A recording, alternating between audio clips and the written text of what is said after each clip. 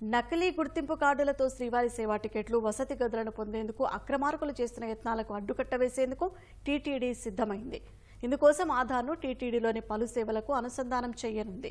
వివిధ సేవలకు ఆన్లైన్ లేదా ఆఫ్లైన్లో భక్తులు సమర్పిస్తున్న గుర్తింపు కార్డులు నిజమా కాదా అనేది నిర్ధారించుకునే వ్యవస్థ టీటీడీలో లేకపోవడంతో అక్రమాలు చోటు చేసుకుంటున్నాయి.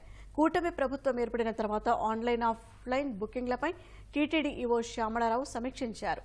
ఐటీ విభాగాల్లోని లొసుగులను అడ్డం పెట్టుకుని పెద్ద ఎత్తున అక్రమాలు జరిగినట్లు గుర్తించారు. ఫేషియల్ రికగ్నిషన్ వ్యవస్థతో పాటు ఆధార ప్రమాణాల ద్వారా వీటికి అడ్డుకట్ట వేయాలని నిర్ణయించారు. టీటీడీ అధికారులతో యూఐడీఐ ప్రతినిధులు సమావేశమై సేవలకు ఆధార్ అనుసంధానం చేసే అంశంపై సుదీర్ఘంగా చర్చించారు.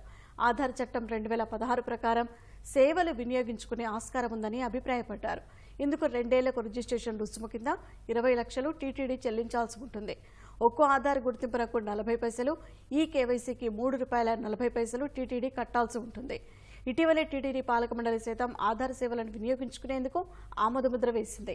రాష్ట్ర ప్రభుత్వం నోటిఫికేషన్ విడుదల చేస్తే ఆధార్ సేవలను టీటీడీ వినియోగించుకునే అవకాశం కలుగుతుంది.